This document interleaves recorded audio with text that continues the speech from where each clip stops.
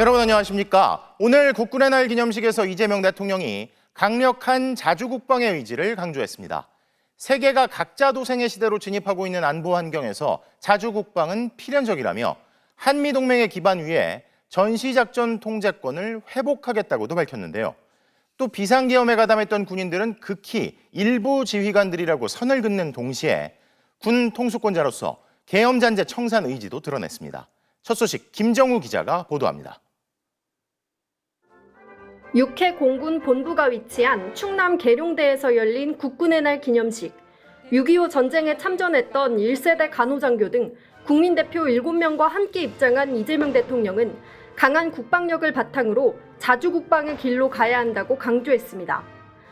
급변하는 안보 환경에 능동적으로 대응하려면 자주국방은 필연입니다. 자주국방 실현을 위해 국방 예산을 증액했다면서 첨단 기술 투자를 통한 스마트 정예강군 재편, 방위산업 육성, 군 장병 처우 개선 등을 약속했습니다. 그러면서 세계 5위 군사력을 갖춘 데다 한미동맹과 핵 억지력을 바탕으로 한 국방력에 의문을 가질 이유가 없다고 말했습니다. 그간 외국군이 없으면 자주국방이 불가능하다는 건 굴종적 사고라는 입장을 밝혀온 만큼 근거 없이 안보 불안에 빠지지 말아야 한다는 메시지를 재차 던진 겁니다. 동시에 전시작전 통제권 회복을 꺼내들었습니다. 굳건한 한미 동맹 기반 위에 전시작전 통제권을 회복하여 대한민국이 한미 연합 방위 태세를 주도해 나가도록 하겠습니다. 취임 후 첫 국군의 날 기념사인 만큼 12.3 계엄 잔재를 청산하겠다는 메시지를 통해 군 개혁 의지도 드러냈습니다. 불법 계엄의 잔재를 말끔히 청산하고 헌법과 국민을 수호하는 군대로 재건하기 위해 민주적, 제도적 기반을 더욱 단단하게 강화하겠습니다. 비상계엄에 가담한 군 지휘관들은 본연의 임무를 망각한 채 최고 권력자의 편에 서서 국민을 향해 총뿌리를 겨눈 것이라면서 떨어진 군의 명예와 신뢰를 회복해야 한다고 당부했습니다. 특히 이 대통령은 국민에 의한, 국민을 위한 국민의 군대로 새로 태어나야 한다면서 권력이 아니라 국민을 지키는 데 전력을 다해야 한다고 거듭 힘주어 말했습니다. MBC 뉴스 김정우입니다.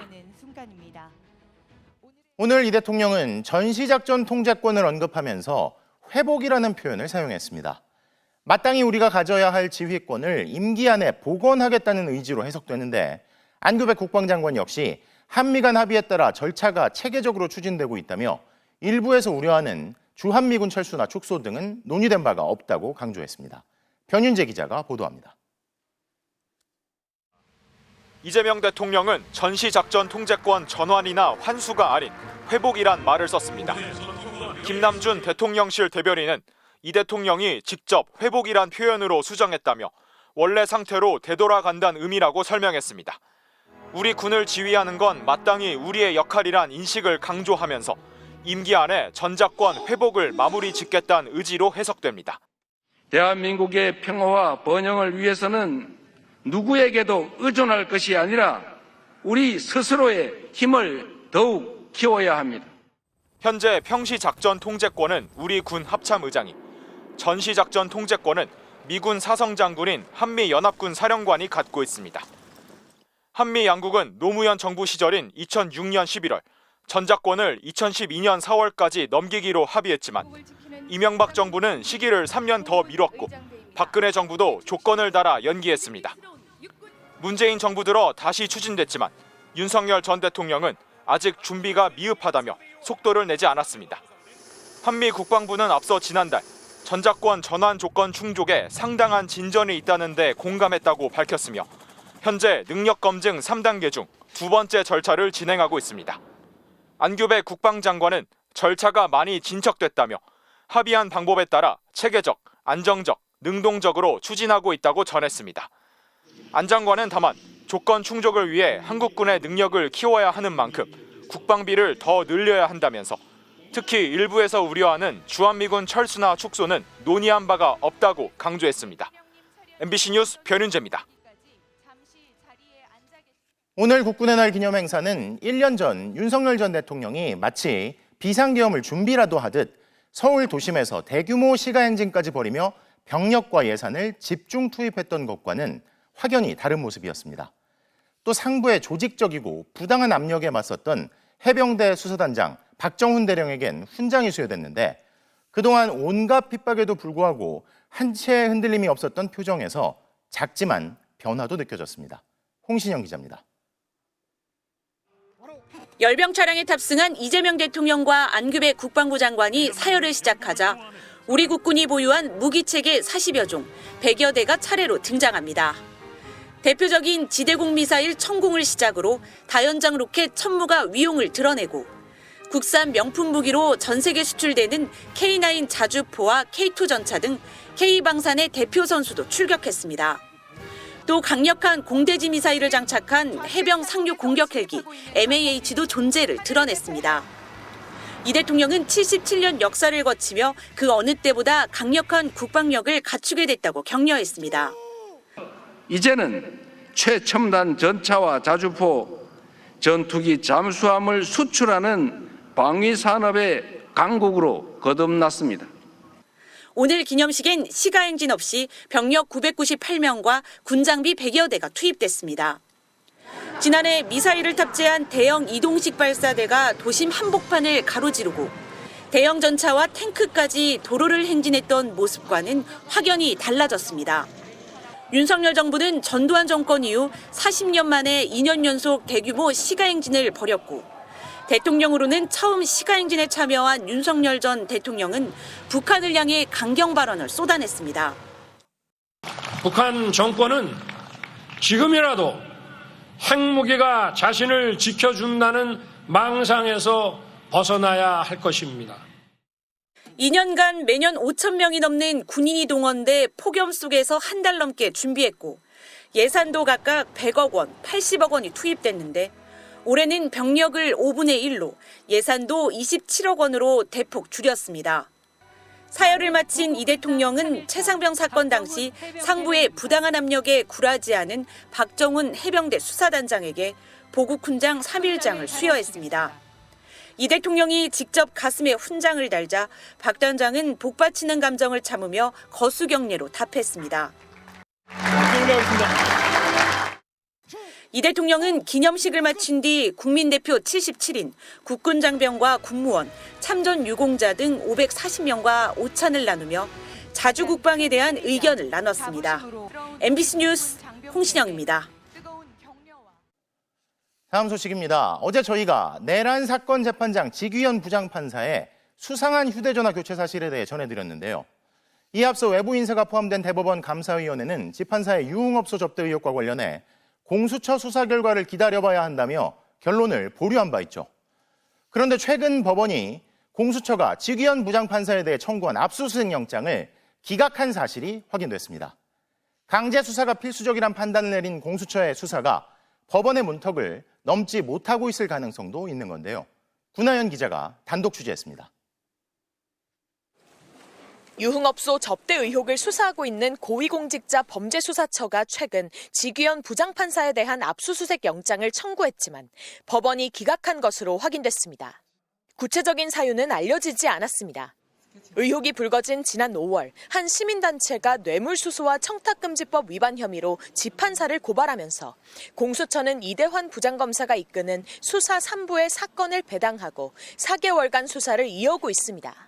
대법원 윤리감사관실은 최근 현재까지 확인된 사실관계만으론 직무 관련성이 인정되기 어렵다는 조사 결과를 보고했고 감사위원회는 공수처의 조사 결과를 기다려보자며 결론을 보류했습니다.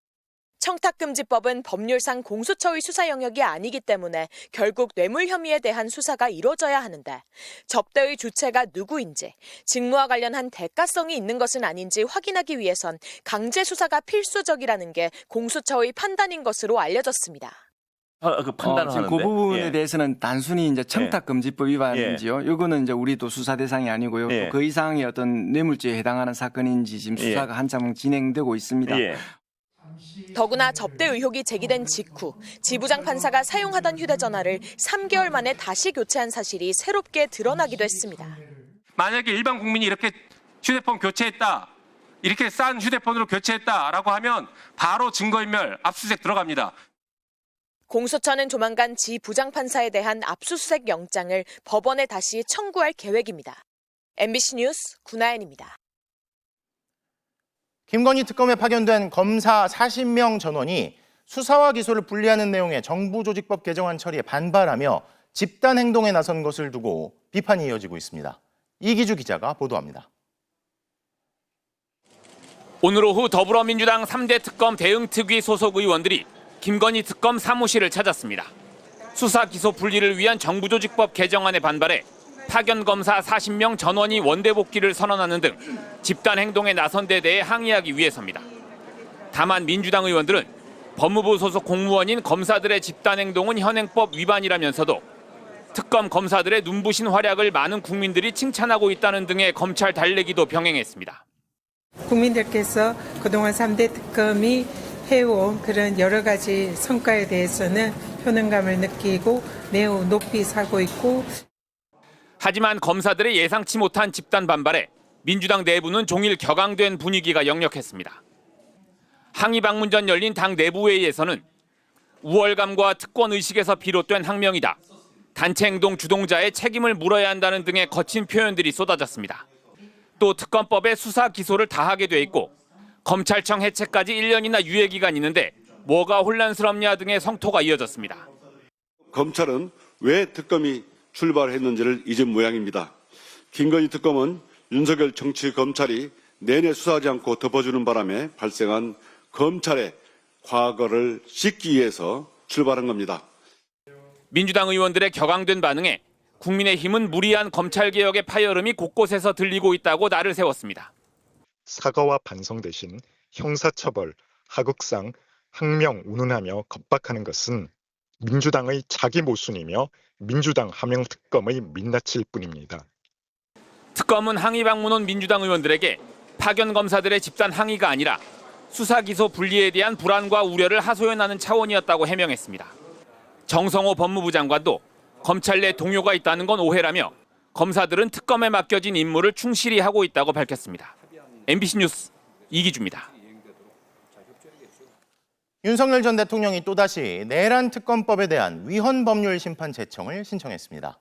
구속기간 만료를 3개월 앞두고 재판을 지연시키려는 의도가 있다는 분석이 제기되는데, 또 법정 출석 때 쌀밥을 제대로 못 챙겨 먹었다는 식의 주장에 대해선 내란 수괴 혐의로 구속돼 있으면서 밥 투정을 하고 있다는 비판도 나옵니다.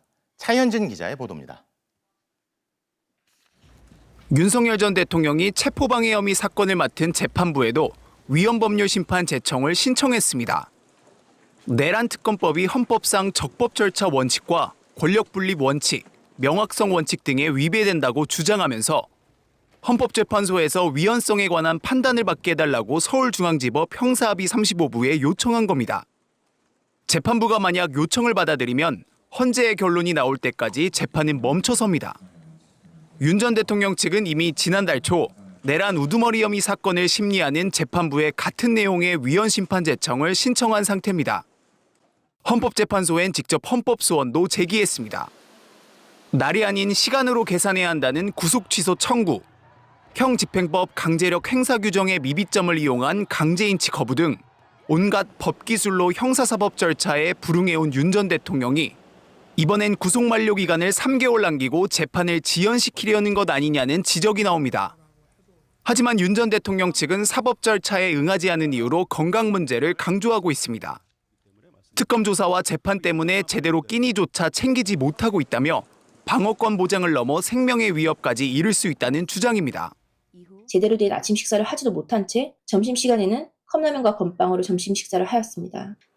이에 대해 정성호 법무부 장관은 윤 전 대통령은 내란 혐의로 구속돼 구치소에 수감된 신분이지 호텔에 숙박하고 있는 게 아니라며 곧 투룸 배정과 배달앱이라도 설치해달라고 요구하는 건 아닌지 참 뻔뻔하고 후안무치한 태도라고 비판했습니다.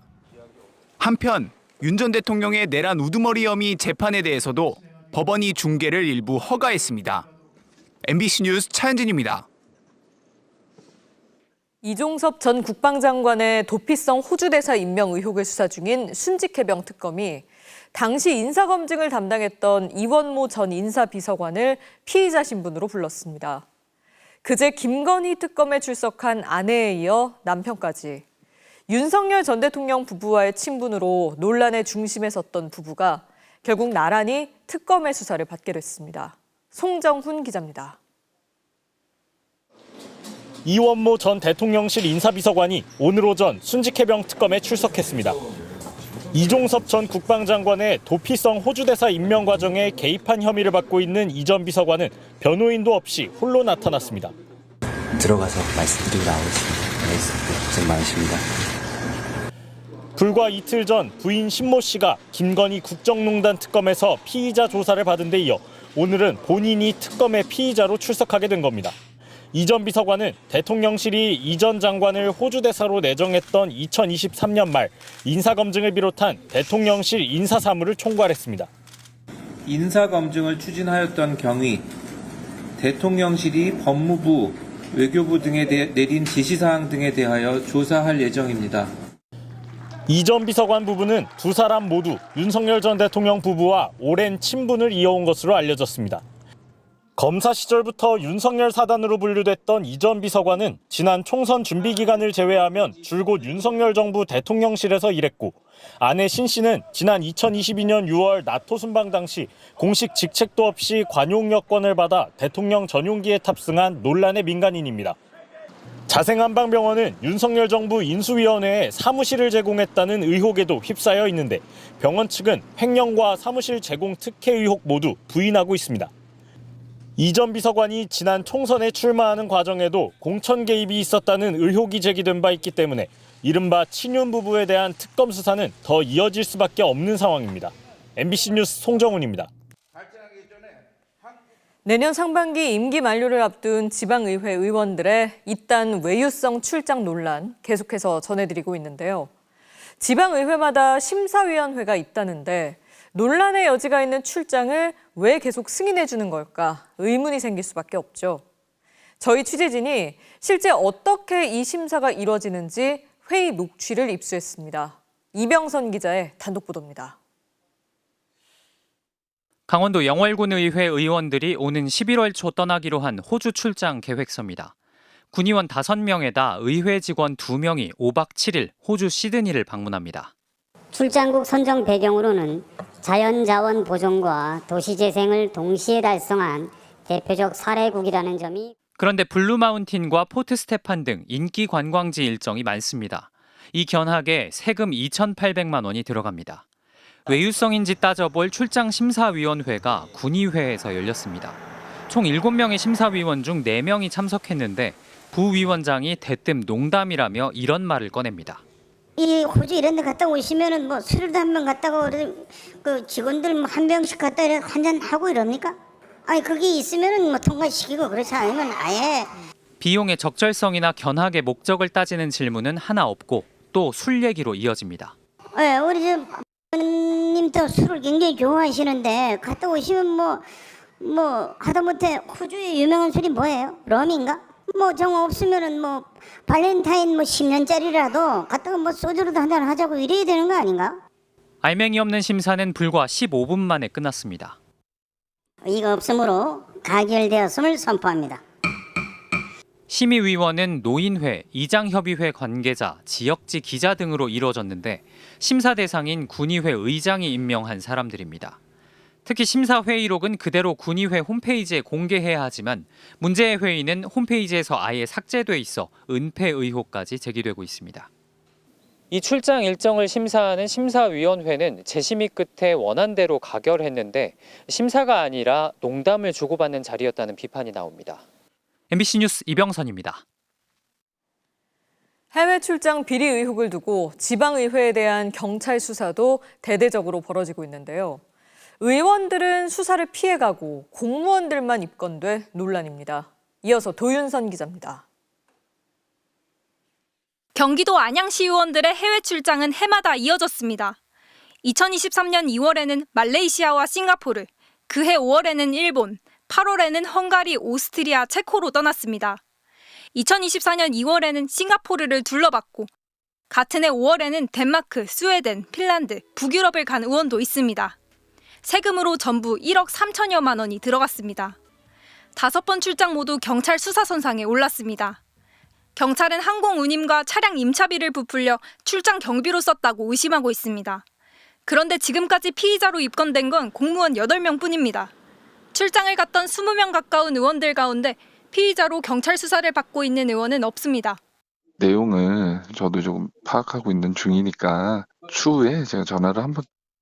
전남도 의회에 대해서도 경찰이 오늘 강제 수사에 나섰습니다. 해외 출장비 부풀리기 정황을 잡고 공무원 10명, 여행사 관련자 10명 등 모두 20명을 입건했습니다. 하지만 현재까지 입건된 도의원은 없습니다. 전남도의회 취재 사실을 알고 메일을 보낸다는 한 제보자는 직원들이 일부러 그렇게 했겠냐며 공식 일정 외에도 관광지도 가야 되고 밥도 비싼 걸로 먹고 술도 먹어야 되니까 부풀리게 한다고 했습니다. 객출로 하자고 하면 그렇게 돈을 못 만드냐고 무능한 직원이 된다고도 했습니다.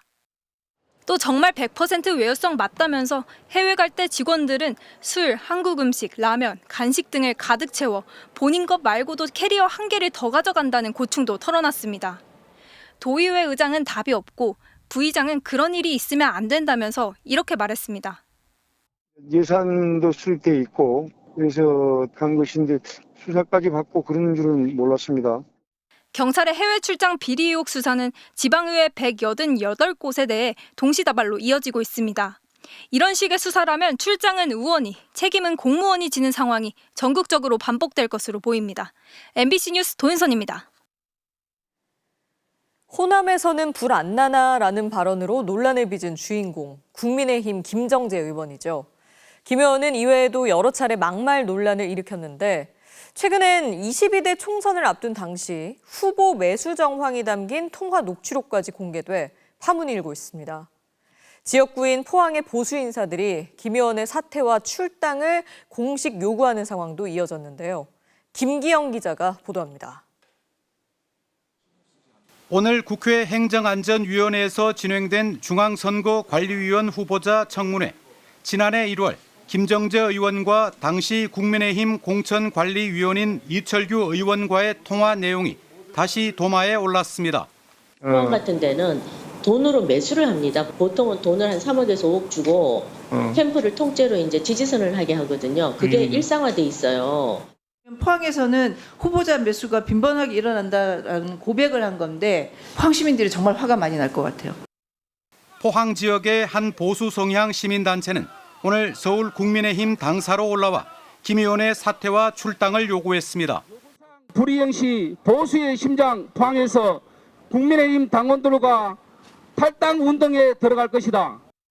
김 의원은 앞서 영남 지역의 초대형 산불 피해를 지원하는 특별법안 처리 당시 호남 지역에 대해 막말을 해 논란이 일었습니다. 투표를 다 하셨습니까? 포항의 시민단체는 김 의원의 이 같은 막말 발언이 이전 21대 의원 시절부터 이어져 왔다고 주장했습니다. 지역구인 포항의 한 경로당에서 진행한 설명회에서 시민과 고함을 지르며 싸웠다는 관련 녹취를 공개하기도 했습니다. 누가 당신 미칩니까? 어디다가 지역 국회의원한테 당신 미치라는 얘기 하십니까? 예? 당신 미치라니요? 당장 사과하세요. 김 의원은 반론을 요구하는 취재진의 전화에 연락이 닿지 않았습니다. 앞서 조국혁신당은 국회에 김정재 의원이 국회법상 품위유지 의무와 모욕 등 발언금지 조항을 위반했다며 징계안을 제출했습니다. MBC 뉴스 김기영입니다. 국회에서 흉기가 발견돼 경찰이 조사에 나섰습니다. 서울 영등포경찰서는 오늘 오후 국회의원회관 2층 남자 화장실에서 손도끼와 너클이 발견됐다는 신고를 받았습니다. 환경미화원이 청소하다 흉기를 발견한 것으로 전해졌습니다. 경찰은 아직 용의자가 특정되지 않았다며 CCTV를 분석하고 있다고 밝혔습니다. 미국과 중국, 일본 등 21개 나라가 참여하는 아시아 태평양 경제협력체 APEC 정상회의 개막이 30일 앞으로 다가왔습니다. 한 달 뒤면 전 세계의 시선이 천년고도 경주에 쏠릴 것으로 보이는데요. 현장으로 가보겠습니다. 신재훈 기자, 오전부터 직접 둘러봤잖아요. 이제 준비는 다 끝난 겁니까? 네, 제 뒤로 보이는 건물이 에이펙 정상회의장으로 사용될 화백 컨벤션 센터입니다. 아시아태평양 국가들의 협력을 위해서 신라시대 국가의 중대사를 만장일치로 정했던 화백회의의 이름을 썼습니다. 직접 내부를 둘러봤는데요. 리모델링 공사는 거의 마무리됐고 내부 시설 점검 등등이 진행되고 있습니다. 옆으로는 정상회의 소식을 실시간으로 전할 국제 미디어 센터가 6,000제곱미터 규모로 조성됐습니다. 주요 시설들의 공정률은 이제 99%에 달하고 전 세계의 시선이 모일 이곳 경주는 세 단장을 모두 마쳤습니다. 에이펙 정상회의가 우리나라와 지역 경제 발전에 보탬이 되고 또 국민과 함께하는 열린 에이펙이 되었으면 합니다. 네, 에이펙 정상회의를 통한 경주선언 도출에 대한 기대감도 있고요. 여기에 미중 정상회담, 또 그리고 혹시 모를 미국과 북한의 대화, 여러 장면들에 대한 기대가 있는데요. 정상들의 방문 일정은 확정이 됐습니까? 아직 공식 발표는 나오지 않았습니다. 이곳 정상회의장을 중심으로 바로 앞엔 트럼프 미국 대통령의 숙소가 7km 거리에는 시진핑 중국 국가주석의 숙소가 준비되어 있습니다. 중국이 내년 에이펙 의장국인 만큼 시진핑 주석의 참석은 확실시됩니다. 트럼프 대통령도 본인이 직접 방안 자체는 공개했는데 다만 에이펙 회의 전에 말레이시아에서 열리는 아세안 정상회의에 참석한 뒤 일본에도 들를 것으로 알려져 있어서 경주 방문 일정은 다소 유동적입니다. 중국 측이 서울 신라호텔 예약을 취소한 걸로 전해지면서 미중 정상회담은 경주에서 열릴 가능성이 높습니다. 백악관은 트럼프 대통령이 김정은 국무위원장과 전제 조건 없이 대화하는 것에 열려 있다고 강조했는데 북한과 미국의 대화는 남은 한 달간의 상황을 좀 더 지켜봐야 할 것 같습니다. 정부는 에이펙 기간 하루 최대 18,000명의 인력을 투입해 경호를 강화할 예정인데 주변 호수에도 경비정을 배치할 방침입니다. 에이펙 정상회의가 열리는 경주에서 MBC 뉴스 신재웅입니다. 미국 정부가 조지아주에서 발생한 한국인 노동자 구금과 같은 사태의 재발을 막기 위해 기존에 발급받은 단기 비자로도 장비 설치나 보수 활동이 가능하다는 점을 명확히 했습니다. 특히 한미 외교당국 간 합의를 통해 무비자 전자여행 허가 제도인 이스타만 있어도 이런 활동이 가능하도록 하겠다고 약속했는데요. 양소연 기자가 보도합니다. 미국 조지아주 배터리 공장에서 체포된 한국인 317명 중 146명은 B1, B2 단기 비자를, 170명은 무비자 전자여행 허가 제도인 이스타를 갖고 있었습니다. 비자 유효기간도 있고 그렇게 어필을 했는데 들은 척도 안 하더라고요. 미국 정부는 먼저 B1 비자를 받았다면 해외 구매 장비의 설치, 점검, 보수 활동을 할 수 있다는 점을 분명히 했습니다. 특히 이스타만으로도 B1 비자와 동일한 활동이 가능하다고 설명했습니다. 한국 노동자들이 기존 방식대로 입국해 업무를 하는 게 문제가 없다고 재확인하면서 무더기 체포와 구금이 무리했다는 점을 미국 정부 스스로 인정한 걸로 해석됩니다. 자칫 이번 사태가 한국 기업의 투자 위축으로 번지는 걸 조기 진화하겠다는 의도로도 보입니다. 외교부 관계자는 미국 정부가 활동 범위를 명확하게 규정해 준 것이라며 미국 내에서 다시는 그런 일이 없도록 하겠다는 약속이라고 평가했습니다.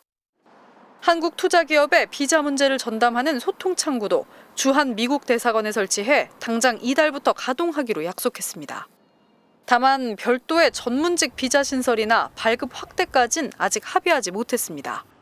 우리 정부는 추가적인 대미 투자를 위해 근본적인 제도 개선이 필요하다고 지적했지만 미국 측은 의회가 움직여야 할 입법 사항으로 쉽지 않은 과제라며 다소 거리를 뒀습니다.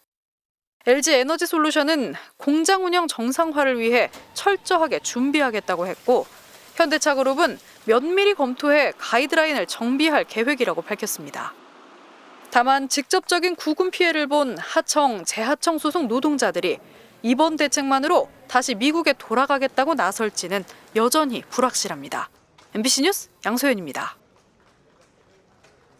그런데 이번 협의에서 미국은 조지아 사태 당시 우리 국민들의 비자에 문제가 없었다는 걸 사실상 인정하면서도 아직까지 공식 사과는 하지 않고 있습니다.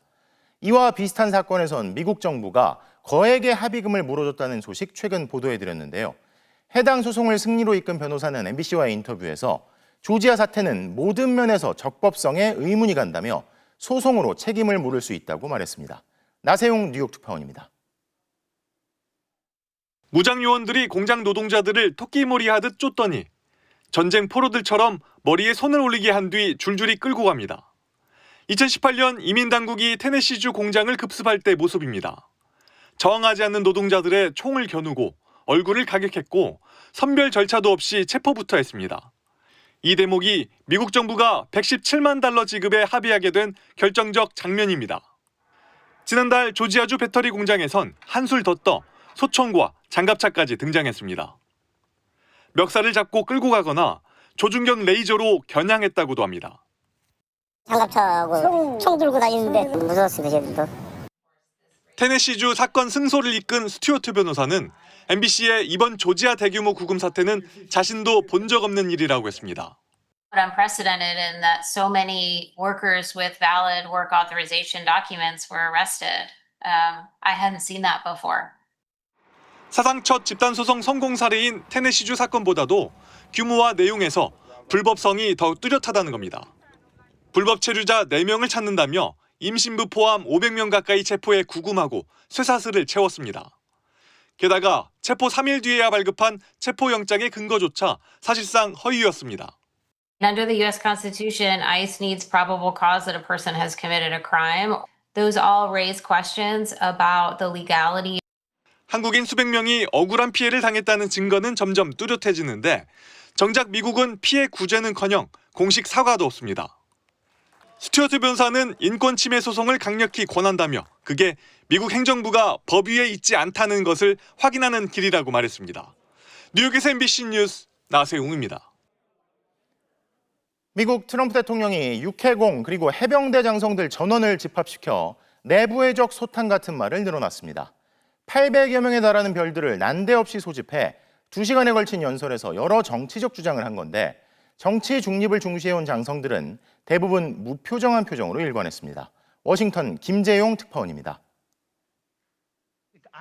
전 세계 미군 장성들을 본토에 집합시킨 장관은 연설 내내 격렬한 표정과 어조로 훈시했습니다.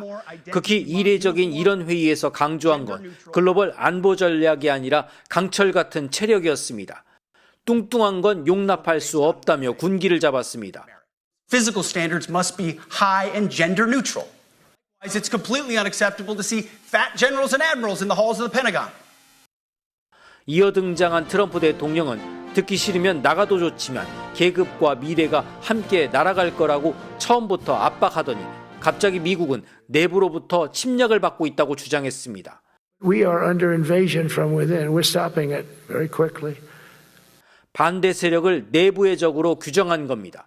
그러면서 이미 군을 투입했거나 투입할 수도 있는 LA와 뉴욕, 시카고 등 하나같이 야당이 강세인 도시들을 콕 집어 거론하며 급진 좌파들이 운영해 안전하지 않았는데 하나씩 정리할 것이다. 이 역시 내부로부터의 전쟁이라고 강조하며 속내를 드러냈습니다. 이런 도시들은 위험하니 군대의 훈련장으로 써야 한다며 전시와 유사한 상황에 대비할 의도를 숨기지 않았습니다. We should use some of these dangerous cities as training grounds for our military, National Guard. But 일부 국민을 적으로 규정해 군대가 훈련을 통해 상대해야 한다고까지 말한 건 정치적 주장 이상의 섬뜩함을 느끼게 하는 대목입니다. 2시간 동안 이어진 지역 말단식 훈화와 정치색 짙은 연설에도 정치 중립 원칙을 중시해온 800여 명의 장성들은 대체로 무표정한 얼굴 속에 침묵을 유지했습니다. 하지만 적어도 일부는 부글부글 끓고 있었을 가능성이 크다고 뉴욕타임스는 분석했습니다. 워싱턴에서 MBC 뉴스 김재용입니다.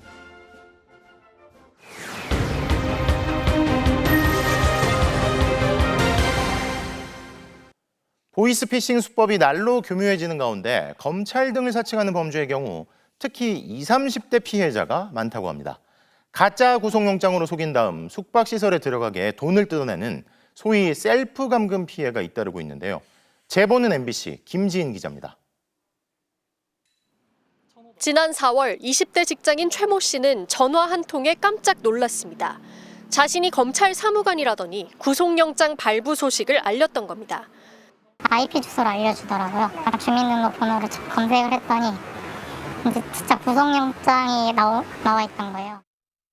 영장에는 계좌가 범행에 사용됐다며 모든 금융자산을 압수하고 구속조사를 명한다고 적혀 있었습니다.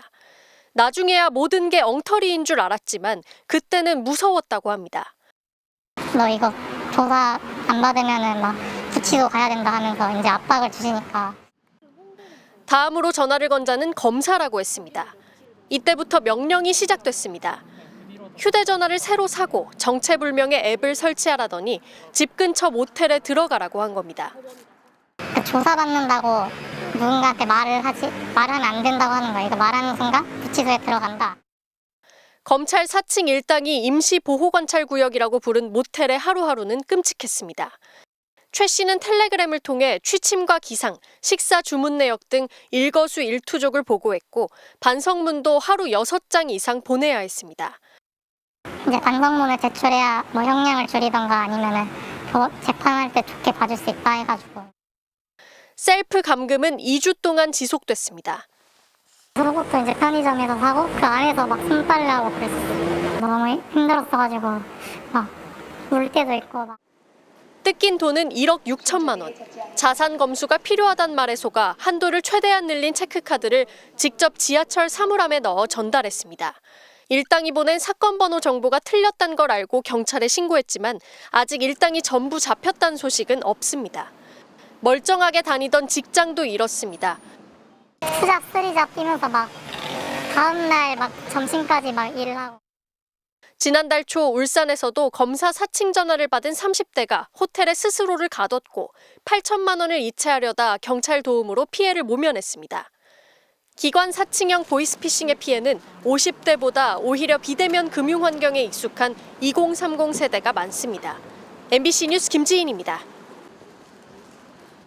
정부 정책에 서울시가 엇박자를 내는 가운데 최근 서울 집값 상승세가 심상치 않은데요. 이에 국세청이 한강벨트 지역 고가 아파트를 대상으로 소위 부모 찬스 등이 의심되는 거래 5천여 건을 전수 검증했습니다. 그 결과 20대 취업준비생이나 이른바 검은머리 외국인 등의 혐의가 드러나면서 국세청이 이들의 부모 등에 대한 세무조사에 착수했습니다. 이준희 기자의 보도입니다. 서울 강남에서도 최대 부촌인 압구정동. 한강변 입지에 재건축까지 추진되면서 전용 196제곱미터가 2년 사이 2배가 됐습니다. 100억 원이 훌쩍 넘습니다. 대출 규제에도 가격은 요지부동입니다. 현금 부자들 때문입니다. 증빙을 내야 되는데 예금 통장에 그냥 100억, 뭐 100몇십억 있는 경우도 있었어요. 네. 전액 현금 100% 대출 없이. 하지만 수상한 현금도 있었습니다. 지난해 이 지역에서 60억 원대 아파트를 구입한 30대 직장인. 대출 규제 전이라 30억 원까지는 대출로 마련했는데 나머지 30억 원은 출처가 불명확합니다. 알고 보니 부모 찬스였습니다. 100억대 자산가이자 고소득 전문직인 부모가 나머지 상당 부분을 내준 걸로 보이는데 증여세는 한 푼도 내지 않았습니다.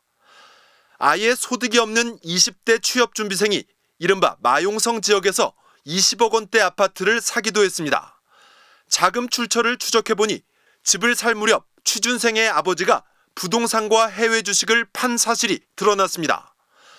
국세청은 작년부터 올해 상반기까지 있었던 한강 주변 지역의 30억 이상 초고가 주택 거래 전부와 외국인 30대 이하가 관여된 거래 5천여 건을 전부 검증했습니다. 이렇게 초고가 한강변 아파트를 구입하면서 세금을 제대로 신고하지 않은 것으로 의심되는 104건에 대해 국세청이 세무조사에 착수했습니다.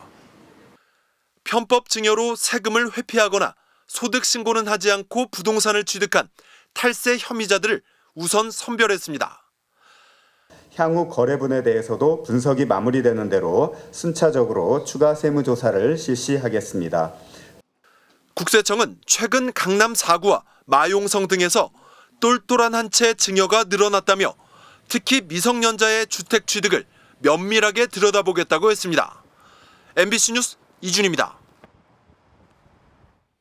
그동안 전세 사기는 사회초년생이나 신혼부부가 주된 피해자인 걸로 알려졌는데요. 그런데 정부 부처에서도 전세 사기 피해를 입은 사실이 확인됐습니다. 장슬기 기자의 단독 보도입니다. 경기 파주의 한 3동짜리 원룸단지. 우편함에는 찾아가지 않은 오래된 고지서들이 가득하고 계단 한켠엔 버려진 이불과 쓰레기들이 방치돼 있습니다. 관리가 제대로 되지 않아 현관에는 2집 건너 1집꼴로 전기 공급을 제한하겠다는 한전의 안내장이 덕지덕지 붙어 있습니다. 사람의 흔적마저 드문 이곳에는 얼마 전까지만 해도 통일부가 경의선 출입사무소 근무자들을 위해 임차 계약을 맺은 관사가 있었습니다. 지난 2017년부터 통일부가 이곳에 임차한 관사는 총 8채. 6평에서 9평 남짓한 원룸 보증금은 한 채당 적게는 3,500만 원에서 많게는 4천만 원으로 총 3억 원이 넘습니다. 그런데 지난 2023년 8월 윤석열 정부가 통일부 기능을 축소하면서 문제가 드러났습니다. 파주에 있는 경의선 출입사무소 인력이 줄면서 통일부가 관사를 정리하려는데 전세 보증금이 반환되지 않았던 겁니다. 부랴부랴 확인해보니 전세 기간 중 집주인이 개인에서 신탁사로 넘어가 있었고 신탁 금액은 60억 원이 넘었습니다. 통일부 관사 8채뿐만 아니라 해당 원룸 단지에 있는 약 100세대가 비슷한 피해를 입은 뒤였습니다. 그리고 지금 신탁사랑 통화를 했을 때 다시 물건 전체를 해서 통으로 경매를 진행한다고 추석 끝나면. 이 지역 공인중개사들은 통일부가 계약한 집은 애초에 40억 원 가까이 근저당이 잡힌 집이었다며 등기부등본만 떼봐도 위험한 집이었다는 걸 알았을 것이라고 말합니다. 통일부가 너무 이렇게 예산 측정을 너무 작게 주다 보니까 그 돈에 맞춰서 다니다 보니까 위험한 집을 잡고 있는 거예요. 등기만 보면 계약 못해요. 대출이 몇십억이 있는데. 심지어 통일부가 관사로 임차한 집은 업무시설로 되어 있어 주택도시보증공사의 전세보증보험 대상에도 해당되지 않습니다. 이게 통일부만의 문제일까? 이런 상황이 발생할 수 있는 다른 곳도 있을 수 있겠구나. 그래서 한번 조사를 해볼 필요는 있다. 상황이 이런데도 통일부는 아직 손해가 실현된 것은 아니라며 공매가 되면 통일부가 1순위 채권자라고 강조했습니다. 그러나 해당 건물에 대한 공매는 이미 최대 6차례나 유찰돼 통일부가 전세 보증금을 회수하기는 쉽지 않은 상황입니다. MBC 뉴스 장슬기입니다.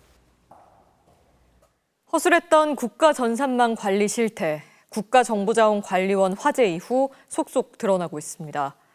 중앙부처 공무원들의 업무용 개인 자료가 들어있는 클라우드 시스템도 소실됐는데 아예 복구가 불가능한 상태라고 합니다. 고재민 기자가 보도합니다. 중앙부처 공무원들이 쓰는 클라우드 서비스 G드라이브. 공무원들이 만든 정책이나 업무 자료를 저장하고 관리하는 시스템입니다. 불이 난 국가정보자원관리원 5층 7-1 전산실에 G드라이브 서버와 백업 서버가 동시에 있어 모두 불에 탔습니다. 그런데 외부 백업 데이터도 없다는 사실이 추가로 확인됐습니다. G드라이브는 지금 백업이 없어서 복구가 불가능한 상황으로 판단되고 있습니다. 지금 현재로서는 완전히 소실되어 복구가 불가능한 것으로 판단하고 있습니다. G드라이브가 만들어진 건 지난 2017년. 그때부터 쌓여온 자료가 한순간 사라진 겁니다. 공무원 12만 5천 명이 생성한 858테라바이트의 방대한 양입니다. 모든 개인 업무 자료를 G드라이브에만 저장해온 인사혁신처는 직격탄을 맞았습니다. 인사혁신처는 공무원의 개별 업무용 PC넷 파일을 일일이 복구하는 등 비상이 걸렸습니다. 저희는 모든 정책 자료를 G드라이브에 저장해서 작업하고 있습니다. 행정안전부는 인사처와 달리 G드라이브 사용 비중이 낮은 부처도 많다고 했습니다. 지난 2018년 모든 업무 자료는 PC 말고 G드라이브에 저장해야 한다는 지침을 만들어 놓고 오히려 지침을 따르지 않아 피해가 적다는 설명입니다. 또 결제나 보고가 이뤄진 공문서는 다른 시스템에도 저장돼 있다며 모든 데이터가 사라진 건 아니라는 궁색한 해명도 내놨습니다. G드라이브뿐만 아니라 기본적으로 온 나라 시스템에 같이 저장이 돼 있기 때문에 기본적으로 최종 정부의 보고서나 자료들은 모두 보관이 되어 있다고 보면 되고요. 대한민국 정부 전산망의 허술한 시스템이 연이어 드러나고 있습니다. MBC 뉴스 고재민입니다. 이번 화재는 리튬이온 배터리를 옮기는 과정에 발생했죠. 이런 이전 작업을 할 때 반드시 지켜야 하는 수칙이 담긴 시방서를 살펴봤는데요. 일부 절차를 무시하고 작업이 진행된 정황이 드러났습니다. 이어서 원석진 기자입니다. 불은 무정전 전원장치, UPS용 리튬이온 배터리를 옮기다 발생했습니다. 국가정보자원관리원장은 작업 과정 자체는 문제가 없다고 주장해왔습니다. 시방서상에 작업 진행 순서라든가 작업 주의할 사항 등에 대한 내용은 들어 있었고요. 그에 따라 작업을 했고 현재 저희 공무원 감독관도 같이 있었고. 이전 작업 절차가 명시된 시방서를 확인해봤습니다. 배터리를 옮기는 작업과 관련해 배터리 제조사에 협조를 구해 작업 과정 중 혹은 작업 이후에 장애가 발생하지 않도록 수행한다고 돼 있습니다. 배터리를 만든 LG 에너지 솔루션이나 이를 납품받아 완제품을 만든 LG CNS의 협조를 받아 작업이 이뤄졌어야 하는 겁니다. 하지만 LG 에너지 솔루션은 협조 요청이 없었다고 했고 LG CNS 역시 요청이 들어온 적 없고 아무것도 한 게 없다고 밝혔습니다. 시방서에는 또 배터리에 충격이 가해지는 걸 막기 위해 제조사의 안전수칙에 기반해 옮겨야 한다고도 적혀 있습니다. 하지만 국가정보자원관리원은 LG 에너지 솔루션 측으로부터 시방서와 달리 안전수칙도 제공받지 않았습니다. 별도의 시방서를 만든 건 배터리를 옮기는 작업이 그만큼 위험하기 때문입니다. 반드시 따라야 하는 절차와 수칙을 국가정보자원관리원이 스스로 따르지 않은 정황이 드러난 겁니다. 경찰은 오늘 현장 작업자 3명과 국가정보자원관리원 직원 1명을 업무상 실화 혐의로 입건했습니다. 작업자들이 시방서를 따르지 않은 과실이 있는지 여부도 확인하고 있습니다. 경찰은 또 이번 화재를 혐중이나 부정선거 등과 연결시켜 음모론을 퍼뜨리는 일부 유튜버도 엄정 수사하기로 했습니다. MBC 뉴스 원석진입니다. 보건복지부 전산망 마비도 길어지면서 장애인 활동 지원 시스템도 여전히 먹통인데요.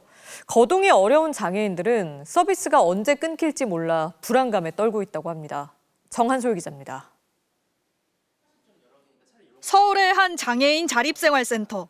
장애인 활동 지원 전자바우처 시스템에 접속해보려 하지만 오류창이 뜹니다.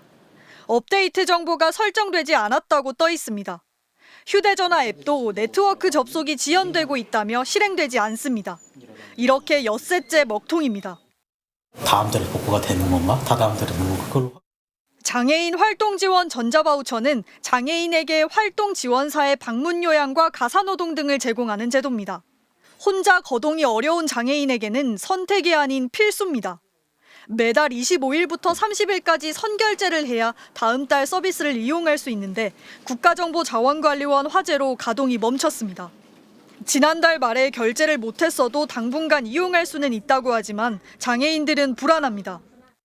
내가 당장 지원을 받아야 되는데 나 가만히 혼자 있게 되면 어떡하지? 라는 불안함을 좀 호소하고 계십니다.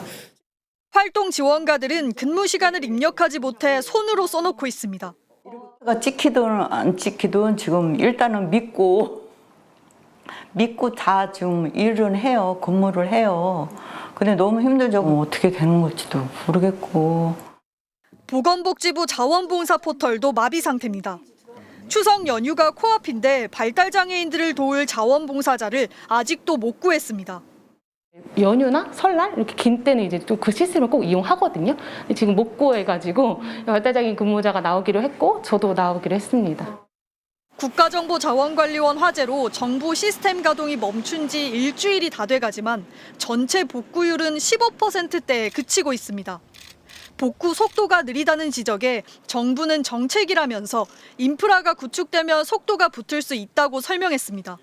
MBC 뉴스 정한솔입니다. 행정안전부 산하의 한 공공연구기관에서 신입 직원이 직장 상사의 괴롭힘으로 세상을 등졌다는 보도 지난달 전해드렸는데요. 그런데 직장 괴롭힘을 조사했던 외부 기관의 결과 보고서가 처음엔 괴롭힘 인정이었다가 하루 만에 불인정으로 바뀐 사실이 MBC 취재 결과 드러났습니다. 고용노동부는 오늘 특별 근로감독에 착수했습니다. 김상훈 기자의 단독 보도입니다. 지방세 연구원에 입사하자마자 해병대 선배인 상사의 욕설과 폭행에 시달린 29살 김민석 씨.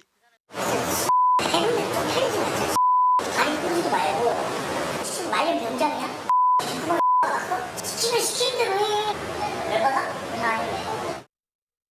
지난달 10일 김 씨는 가족에게 미안하다는 편지만 남기고 세상을 떠났습니다. 김 씨는 괴롭힘 증거로 대화를 녹음하다가 사내 비리를 발견해 내부 고발했는데 간부들이 이걸 또 문제 삼아 김 씨를 형사 고발하고 중징계를 요구했습니다. 김 씨는 무혐의 판단을 받자 간부들을 직장 내 괴롭힘으로 신고했는데 인정되지 않았습니다. 그런데 MBC가 확보한 문건에 따르면 당초 외부 기관이 사측에 보낸 조사 결과가 직장 괴롭힘 인정에서 하루 뒤 불인정으로 바뀐 걸로 확인됐습니다. 당초 괴롭힘의 3가지 요건이 모두 인정됐다가 2가지가 정반대로 바뀌었습니다. 중징계 요구가 업무상 적정 범위를 넘었다는 판단은 넘지 않았다로 의료 기록을 볼 때 김 씨의 정신적 고통과 근무 환경 악화가 있었다는 판단은 없었다로 달라진 겁니다. 동료들은 사측의 개입이 의심된다며 김 씨가 숨지기 한 달 전 이 결과를 통보받고 좌절했다고 털어놨습니다. 저를 찾아와서 울었어요. 너무 힘들다. 너무 힘들다. 뭐 여기를 떠나고 싶다. 연구원 측은 결과가 달라진 건 인정하지만 외부 기관이 최종 판단한 것이라고 전했습니다. 연구원의 꼼수 그리고 집단적인 압박이 있었던 것으로 보입니다. 진실을 밝히고 반드시 책임을 물어야 할 것입니다. 고용노동부는 오늘부터 지방세 연구원에 대한 특별 근로 감독에 착수했다고 밝혔습니다. MBC 뉴스 김상훈입니다. AI는 이제 7, 80대 실버 세대와도 가까워졌습니다. 궁금한 걸 물어보면 척척 답해주고 힘들 때는 따뜻한 위로까지 전해주니 AI에 푹 빠진 어르신들이 많다고 하는데요. 김윤미 기자가 만나고 왔습니다. 서울의 한 종합복지관. 어르신을 위한 AI 강좌가 열렸습니다. 내가 이거 만들었다. 있으셔요? 네, 들어오세요, 선생님. 오세요. AI를 활용한 동영상 제작 수업. 추석을 주제로 어르신들이 저마다 그럴듯한 작품들을 만들어냅니다. AI를 모르면 이제 더 이상 대화에 낄 수도 없다고 합니다. 이게 다 AI요? 2가지를 제일 많이 써요. 제미나이 오고 챗GPT. 친구들하고 얘기하다 보니까 이런 게 있어. 날씨를 물어보면 옷차림까지 꼭 맞는 답을 찾아주니 AI를 손에서 뗄 수가 없습니다. 아까 비가 많이 왔는데 오늘 오후 날씨는 어떨까요? 네, 이렇게 자세히 좀 나옵니다. 그 일기예보만 하는 것이 아니고 뭐 어떻게 해라 이런 뭐 옷차림은 어떻게 해라든지 좀 뭔가 좀 이렇게 감정적으로 접근하는 것 같아서 저는 좋아합니다. 힘든 일이 있을 때는 멀리 있는 자식들 대신 AI를 통해 위안을 받기도 합니다. 제 3의 아들 정도다. 얘는 사람처럼 정말 먼저 감정을 한번 탁 이렇게 감정을 한번 탁 감동을 시켜주고 그다음에 해결책을 딱 내주니까 그런 게 좋기도 하고 한 번씩 마음에 안 들어서 욕하면 바람직하지 않습니다. 그것도 마음에 들어요. 한 80대 할머니는 최근 AI로 손수 만든 노래를 유학간 손주에게 보냈습니다.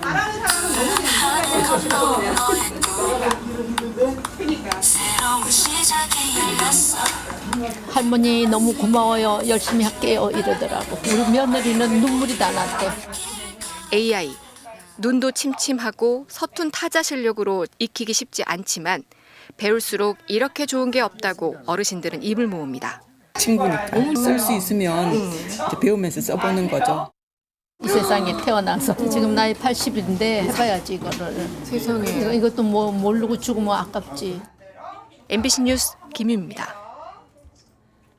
지난해 추석 연휴엔 의정 갈등으로 인한 진료 공백으로 아파도 갈 수 있는 응급실을 찾기 힘들었죠.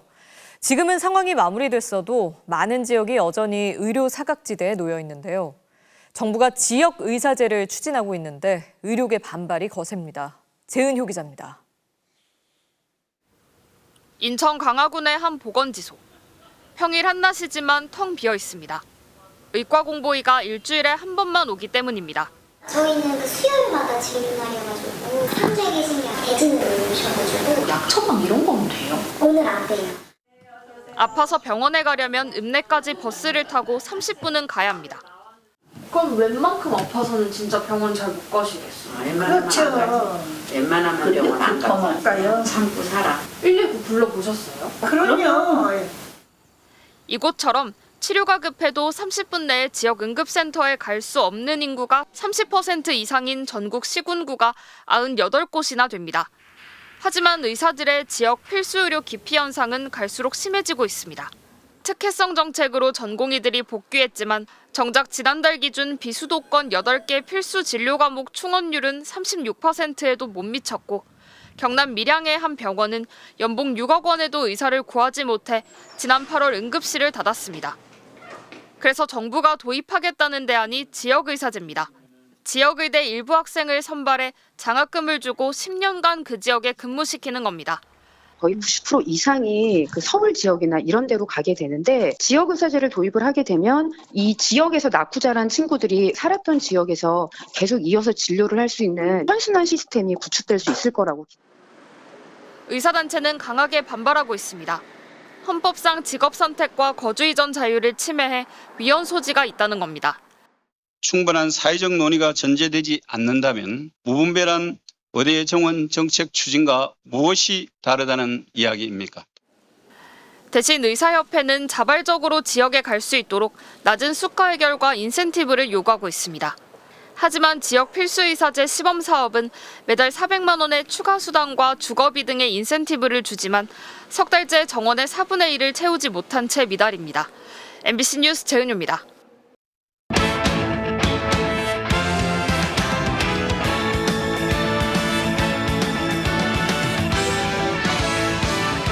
수요일 밤 스포츠 뉴스입니다. 프로야구 선두 LG가 5위 수성이 간절한 NC를 상대로 최종전을 치르고 있는데요. 오늘은 정규 시즌 1위가 확정될 수 있을까요? 현재 경기 상황 조진석 기자가 전해드리겠습니다. 정규 시즌 우승 확정에 1승을 남기고 2연패를 당한 LG. 오늘 승부도 만만치가 않습니다. 1회 김현수가 담장을 때리는 적시타로 선취점을 뽑을 때만 해도 기대감이 컸지만 7연승 중인 NC의 반격이 매서웠습니다. 3회 김주원이 2루와 3루를 연달아 훔쳐 LG 수비진을 흔들었고 곧바로 최원준의 적시타로 동점을 이루는 데 성공했습니다. 4회에는 김형준이 2타점 적시타를 터뜨려 역전까지 성공했습니다. 6회 현재 NC가 앞서고 있는 가운데 LG는 오늘 경기에서 무승부만 거둬도 2년 만에 정규 시즌 우승을 달성할 수 있습니다. 역전 우승을 노리는 한화는 SSG와 맞대결을 펼치고 있습니다. 에이스 폰세가 1회 박성환에게 초구 선두타자 홈런을 맞아 선취점을 내줬지만 이후 안정감을 회복하고 있습니다. 5이닝 투구가 예정된 폰세는 삼진 4개를 추가하면 탈삼진 부문 1위로 올라서게 됩니다. MBC 뉴스 조진석입니다. SSG의 노경은 선수가 41살의 나이에 2년 연속 홀드왕을 확정했습니다. 응급실에 이송됐던 아내의 배려가 의미 있는 결과로 이어졌다는데요. 이명루 기자가 만나봤습니다. 평소처럼 한 점차 리드를 지키고 2경기 연속 홀드를 추가한 노경은. 그런데 사연이 있었습니다. 아내가 응급실에 이송돼 병원을 지키다 뒤늦게 출근해 임무를 마쳐야 했습니다. 3회에 도착을 했어요. 도착하자마자 유니폼 갈아입고 이제 몸 풀고요. 루틴을 신경 쓸 겨를은 없었던 것 같습니다. 구단에서는 자신을 배려했지만 아내의 간청에 힘을 냈습니다. 감독님께서도 이제 아내 곁을 지켜라. 이날을 기다려 왔는데 여기서 안 나가는 건 좀 아닌 것 같다. 나가라. 저한테는 아름다운 모습으로 보였습니다. 결국 팀은 정규 시즌 3위가 확정됐고 아내의 건강도 회복되면서 노경은은 최상의 결과를 얻었습니다. 사상 첫 3년 연속 30홀드에 2년 연속 홀드왕. 41살에 남긴 의미 있는 기록에 20살 터울 후배 이로운의 존재도 컸습니다. 자신의 노하우와 후배의 열정을 주고받으면서 최초의 30홀드 듀오가 완성됐습니다. 야구를 너무 쉽게 하셔가지고 그런 게 부러울 때도 있는 것 같습니다. 꾸준하게 롱런 하시는 그게 제일 프로 선수로서 제일 멋있다고 생각합니다. 저는 솔직히 이 나이 때 야구를 몰랐거든요. 열정과 패기를 뺏어올 수 있다면 그걸 바꾸고 싶고요. 늘 우러러만 보던 오승환의 은퇴식을 바라보며 자신의 미래도 그려봅니다. 팬들 보는 앞에서 이렇게 손 흔들면서 이렇게 떠나는 그런 생각은 해본 적은 있어요. 저는 1년살이라고 생각하고 저만의 그냥 그 야구 인생을 계속 이어나가야 된다고 생각하고 있습니다. 40 중반까지는 좋은 성적을 내고 싶습니다. MBC 뉴스 이명노입니다. 날아가는 비행기 날개 위에서 고개 클라이밍을 한다는 게 상상이 가시나요? 낙하산을 타고 안전하게 착지하긴 했는데 보기만 해도 오금이절입니다. 수요일 밤 스포츠 뉴스였습니다.